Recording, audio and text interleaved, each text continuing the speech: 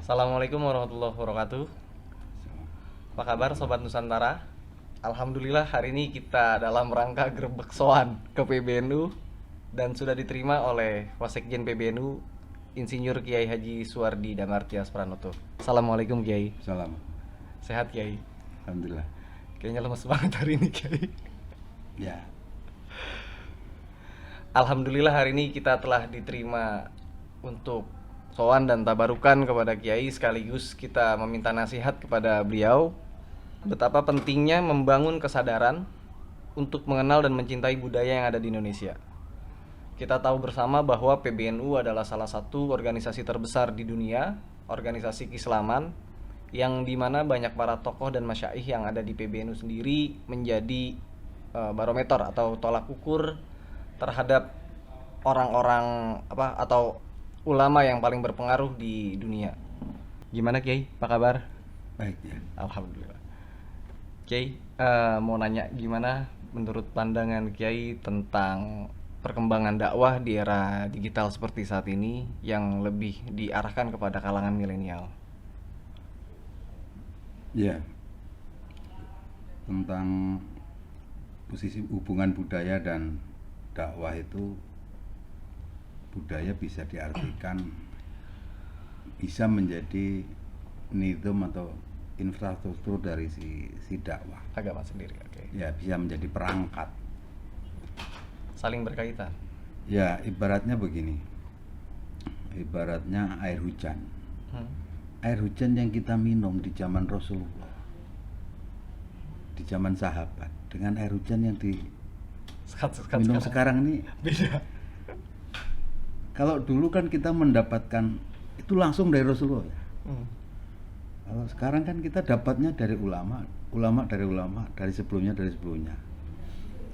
Nah, kalau dulu kan di zaman generasi awal itu salafus soleh, baik di masa Rasulullah maupun di masa sahabat tabi'in itu, kan orang langsung ngajinya tuh langsung kepada Rasulullah. Sehingga nggak perlu banyak penafsiran. Ya apa yang disampaikan beliau Langsung. nggak kayak sekarang. Terus dari sono dibawa ke Indonesia. Oke. Nah, si air hujan ini kan terus masuk ke tanah nih. Kan kita nggak bisa langsung dapat dari atas langit. Iya, nggak bisa langsung dapat dari langit. Kalau di masa salaf dapat langsung itu. Kenapa? Karena Rasulullah itu maksum dan seterusnya. Nah, kalau kita ini kan dapat dari yang dapat. Panjang nih. Bisa 20-an tobaqot lah. Kalau dihitung-hitung kan generasi keberapa sekarang ini? Dari ulama-ulama itu kan nggak kurang 22 atau 23. Kalau dihitung generasinya. Lah, ada transmisi. Ada. Transmisi ini kalau istilah listrik itu, listrik yang lewat kabel itu kan conduction kan juga ada faktor-faktor yang mempengaruhi konduktor kan. Nah, budaya menjadi penting, bagaimana transmisi keislaman itu masuk agar dia masuk ke diri kita itu tidak hanya lewat otak saja, tapi juga lewat rasa. Orang jatuh cinta itu kan tidak hanya karena rasionalitas saja. Ada faktor juga jatuh cinta itu tidak karena sebab malah ada yang menghilangkan bahkan ya. Ya. Nah, jatuh cinta itu nggak bisa hanya rasional. Ada juga yang sama dengan rasa. Sama dengan cintai Tuhan. Sama dengan beragama. Ada bagian-bagian yang membutuhkan olah rasa. Kalau cinta semata-mata kan rasional itu jadi skripsi cinta. Nah, itu. Jadi bias. Jadi karya ilmiah tentang cinta. Nah, beragama juga sama. Ada urusan ngolah rasa itu sebagian bukan dimensi semata-mata ilmiah. Olah rasa itu ada unsur melatih hati. Melatih hati itu nggak gampang didefinisikan secara deterministik, nggak gampang. Nah, sama mencintai Tuhan. Karena beragama itu kan tafakuh fiddin itu kan nanti ujungnya sampai mencintai Tuhan. Nah, bagaimana budaya menjadi penghantar, menjadi konduktor, Hmm. mencintai Tuhan itu ya penting. Budaya punya perangkat, punya cara, budaya punya mekanisme untuk membuat orang beragama itu sampai kepada rasa cinta. Jadi tafakufitin di situ sampai kepada hub, sampai ke cinta. Nah, ketika ukurannya sampai melibatkan cinta, maka dia tidak hanya rasio, tapi juga rasa. Orang yang punya tanah punya sejarah. Orang yang punya sejarah punya karakter. Jadi memperkuat karakter itu bisa dengan kesadaran sejarah. Memperkuat cinta bisa dengan merunut tadi, alur-alur tadi, alur-alur transmisi itu. Demikian ketika masuk ke ruang-ruang pribadi orang-orang, anak individunya, muda, mau orang tua, cinta itu nggak mengenal usia. Dan cinta itu kalimatnya bisa lewat musik, bisa lewat apa saja, apapun. Nah, nggak bisa diwakili hanya 1-2 kosakata. Definisi terlalu panjang untuk mendefinisikan cinta, dan bisa terlalu pendek untuk itu. Nah, kenapa? Karena dia ada unsur rasa. Nah, agama kalau semata-mata hanya rasionya itu nanti kering. Tapi kalau ditarik ke jiwanya agama, mau nggak mau perlu budaya. Jadi ruhuddin itu membutuhkan perangkat-perangkat budaya, membutuhkan latihan-latihan mengasah hati sampai mendapatkan jiwanya agama. Sebagaimana orang dapat mendapatkan jiwanya cinta itu. Nggak cukup hanya dengan melakukan rasionalisasi, baca ensiklopedia cinta, nggak cukup hanya itu. Apalagi sanad gurunya ke Google, kan gitu. nggak ketemu. Jadi memahami, menempatkan agama di sekarang ini itu bukan sekedar ensiklopedia berjalan, tapi agama juga sejak dulunya diturunkan kan justru untuk apa namanya, nata ruang-ruang rasa itu, nata akhlak itu kan ruang rasa. Penting banget itu. Ya. Makarimal akhlak itu kan bukan hanya rasio kan. Betul. Karena akhlak, karena dia nata akhlak, maka akhlak itu termasuk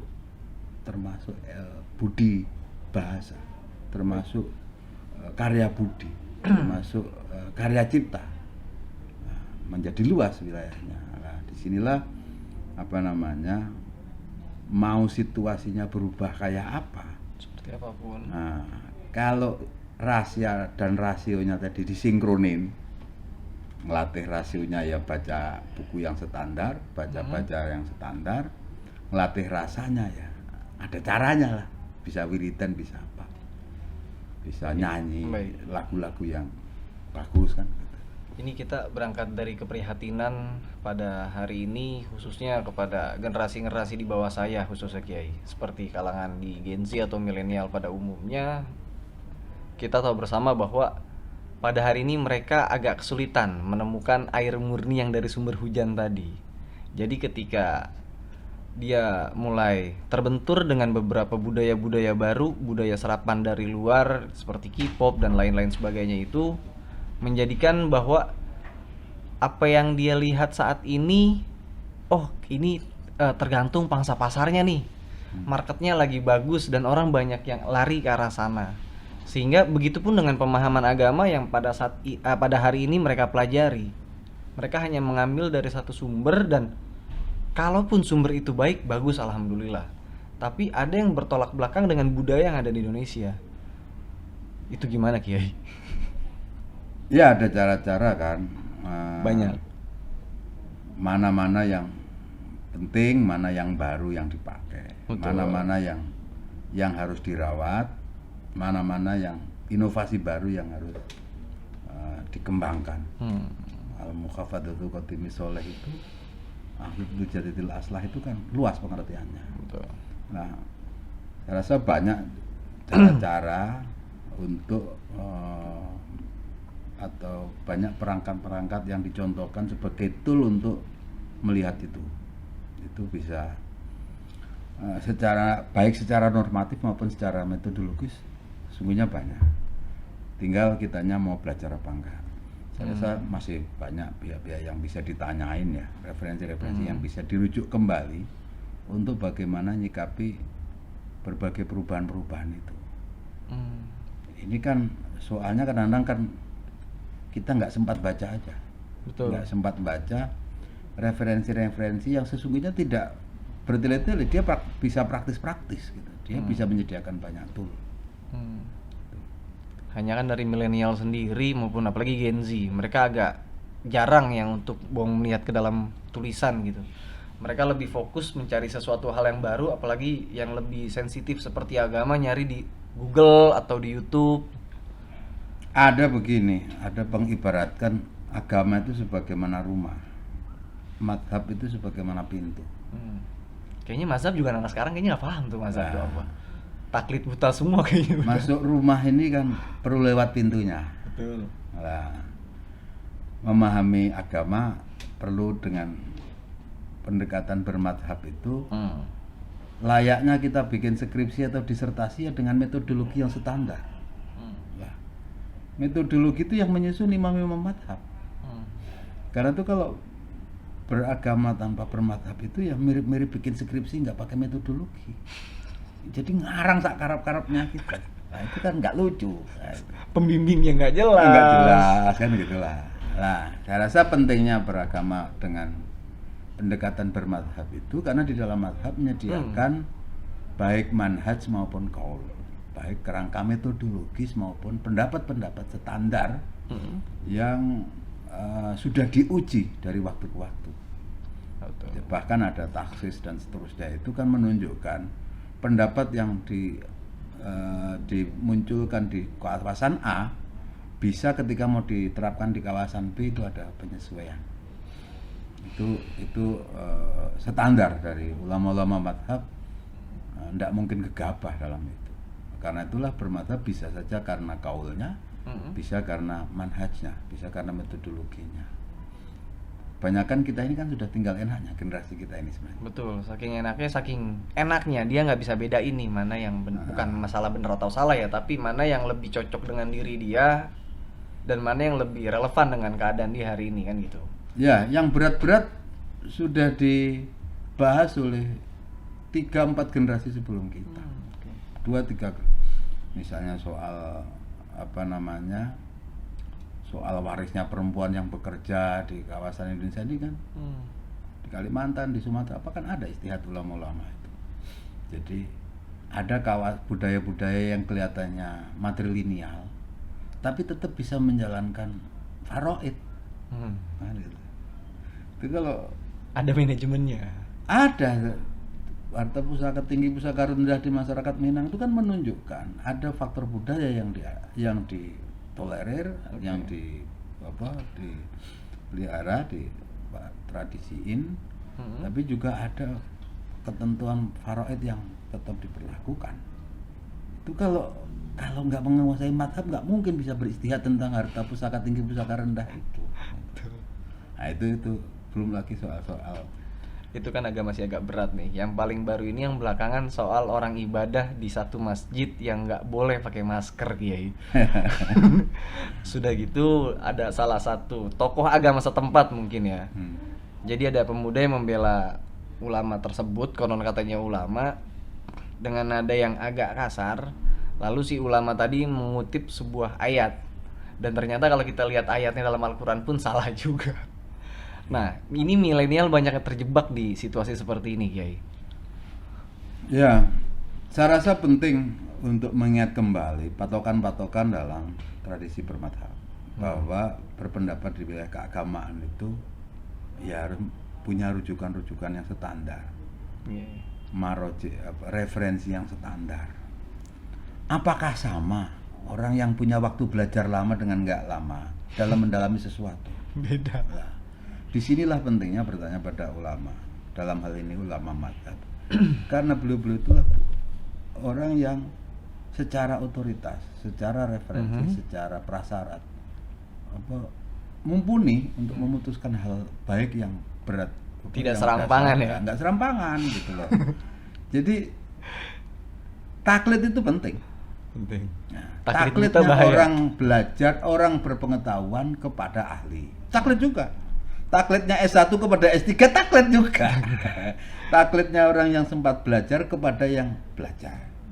Taklidnya orang yang nggak pernah belajar kepada yang pernah belajar. Taklidnya orang ahli kepada para ahli. Kesepakatan para ahli. Taklidnya para ahli, kesepakatan para ahli tadi kepada nusus. Al-Quran wa sunnati Rasul itu. Jadi taklid itu ada tingkatannya. Yang namanya mengikut. Mengikut metodologi ya taklid juga. Gitu. Jadi ya jangan terlalu arogan lah kan gitulah. Jadi ya kita dikasih karunia akal pikiran ini untuk berpikir iya. Tapi berpikir itu ada frame-nya. Nggak semua orang punya kesempatan untuk mendalami bagaimana menata frame berpikir. Legit banget ya. Sampai kepikiran bisa dikupas-kupas sama Kiai. Ya gimana coba? Kan kadang-kadang orang ahlinya mijet mau membahas urusan bukan pijet. Begini nih pas apa enggak kan gitu. Nah, Padahal yang ngeraba ya. Iya. Pijet ini ada ahlinya. Yang tidak ahli mijet, bahas pijet bisa malah keselio orang. Ya sama soal agama. Nah, patokan-patokan dalam memahami agama dengan tradisi bermadzhab itu menjadi lebih terukur. Itulah kenapa Hadratus itu pernah menyampaikan Islam itu seperti rumah, madzhab itu seperti pintunya.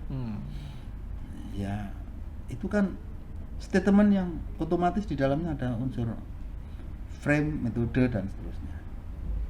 Di kerangka. Dan itu berurutan. Jadi nggak lompat-lompat Kiai ya. Nggak lompat-lompat. Anak Jadi sekarang itisol itu di situ. Itisol itu urut-urut. Nah, itisol itu urut-urut. Sequence ya kalau istilah di Inggrisnya sequence. Itisol itu mirip sequence. Nuli-nuli itu agak susah di Indonesia kan, bahasa nuli-nuli. Urut-urut, runtut. Nah, keruntutan ini menjadi penting karena di situ akan terukur beragamanya ini standar apa enggak. Kok makin beragama kok makin bikin ribet gitu. Wah itu kan itu sudah hampir muncul sih di permukaan yang seperti itu memang. Agama itu bikin orang simpel kok, bikin orang gampang. Harusnya. Kok jadi gak gampang ini apa kan gitu. Jadi untuk ngatur orang lebih rukun kok jadi gak rukun kan gitu. Ini yang repot kan ada beberapa individu yang otaknya beku, mencoba masuk memaksakan diri menjadi tokoh inspiring, jadi ya beginilah terbentuk masyarakat yang lebih beku lagi. Ya, memang sekarang ini terlalu banyak informasi masuk. Kadang-kadang kita lupa bahwa mana yang menjadi kebutuhan kita, mana yang enggak dari informasi itu. Makin banyak informasi, sesungguhnya ibarat mobil itu rem dan persnelonya harus makin pakem. Filternya harus standar. Nah, apa? Ya patokan-patokan dalam tradisi beragama yang standar.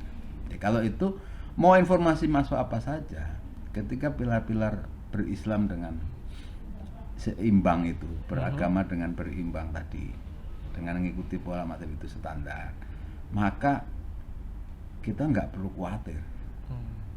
Misalnya dalam mengembangkan pemikiran, dalam mengembangkan amalia-amalia, menjalankan amalia-amalia, dalam menjalankan kegiatan-kegiatan sosial kemasyarakatan. Panduan-panduan itu kan sudah dirumusin oleh ulama-ulama kita berabad-abad yang lalu. Dan nggak pernah bertolak belakang dengan tradisi budaya yang ada di Indonesia. Iya, kan sifat budaya ini kan mengalir. Budaya itu selalu mencari bentuknya. Sebagaimana kehidupan itu selalu mencari modelnya gitu. Kita terlalu dikte kehidupannya nggak bisa.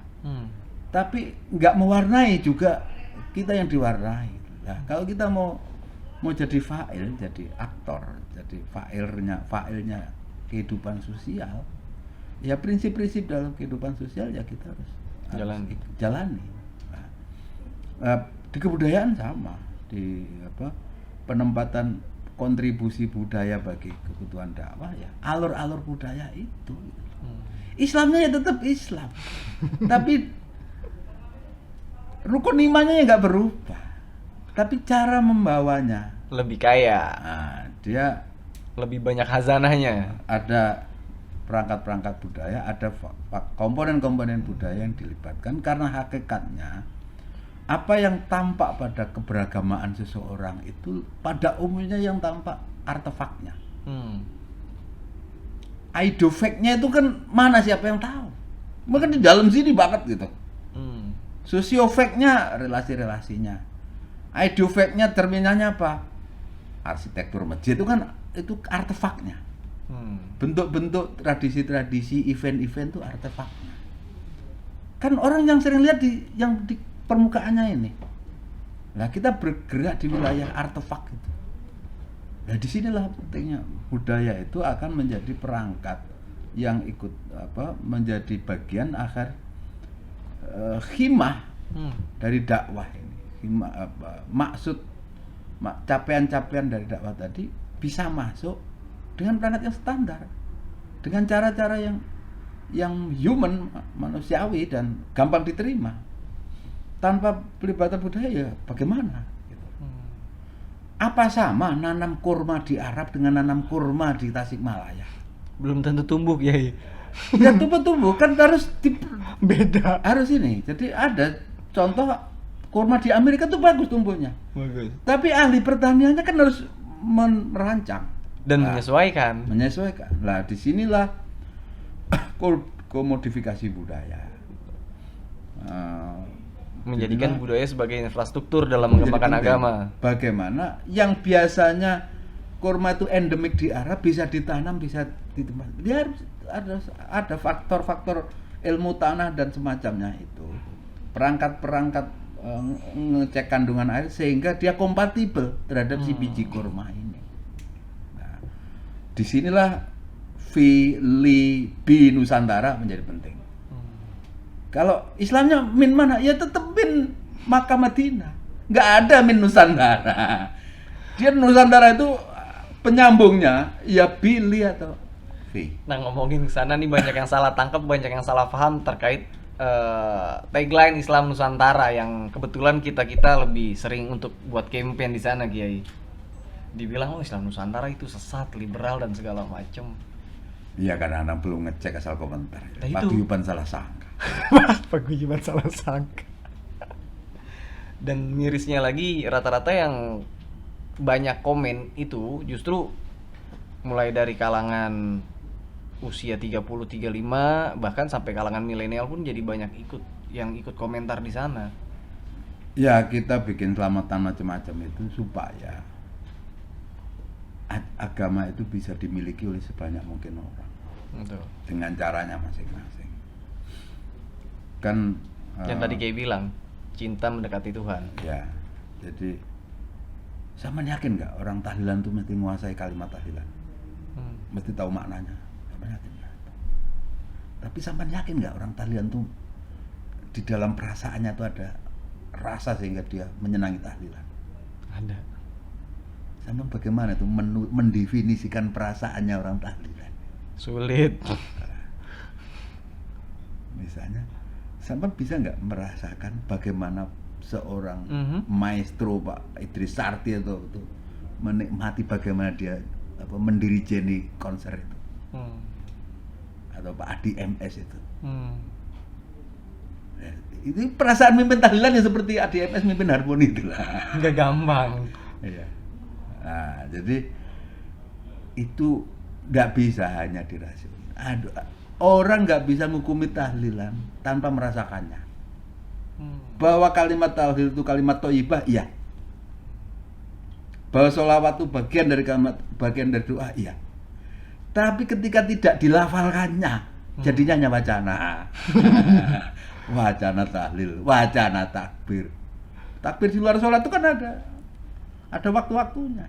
Nggak sembarangan, nggak serampangan juga. Kalau takbir di depan Kapolres itu masa takbir itu? Kalau dijawab sama Allahumma hamidah gimana? Oke, jadi luar biasa ya. Jadi kalian mungkin sambil nonton, sambil ketawa-tawa, mungkin bertanya-tanya, kok jadi kaku banget? Iya, gua hari ini kaku banget. Saya hari ini sangat kaku dan nggak bisa ngomong banyak di depan Kiai. Jadi nggak bisa pecicilan, mohon maaf sobat-sobat Nusantara.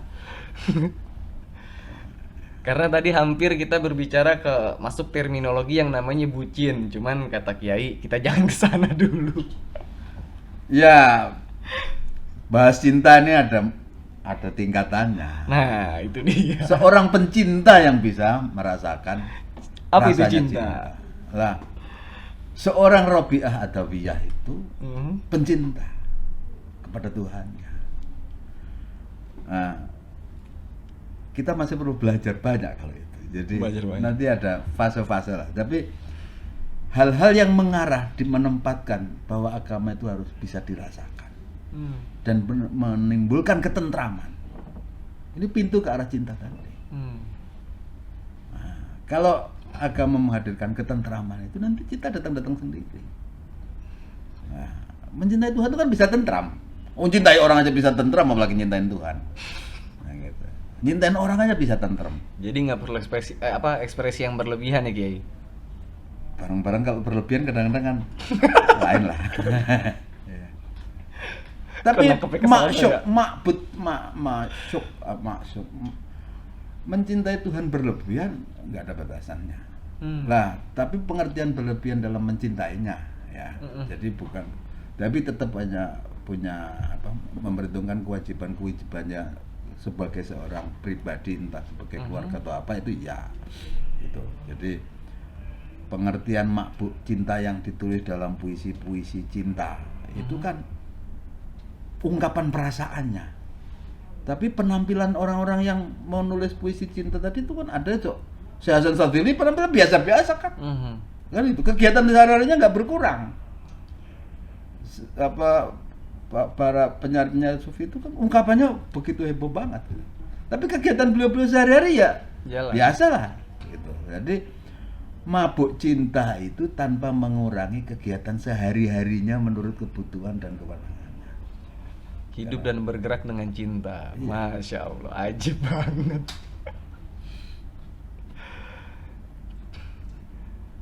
Jadi apa ya, kalau kita melihat anak-anak sekarang mungkin karena dinamikanya mereka juga, kalau bicara seputar keislaman, tentang keagamaan, cinta tentang agama, mungkin karena lagi menggebu-gebunya kali Kiai. Iya, orang baru belajar pencak itu kadang-kadang semua jurus orang lain dievaluasi. Dikit-dikit mau ngetes, nah ini yang bahaya memang. Ya nggak apa-apa. Tapi kan orang tuh nanti akan ada perasaan berat. Nanti ibarat kopi itu kalau baru diaduk itu, belum ketahuan mana endapannya kan. Betul. Coba dibiarin sebentar, nanti kelihatan endapannya ini. Yang turun dengan sendiri. Iya, ini yang campuran jagung, apa yang campuran kelapa, yang kopi murni kan ketahuan ketika ngendap ini. Lah, demikian dalam dinamika sosial terhadap wacana-wacana keagamaan itu. Ada bagian yang harus diendapkan sedikit, jangan langsung kita reaksi. Bisa jadi beberapa orang hanya karena kekurangan referensi. Betul. Ya kasihan.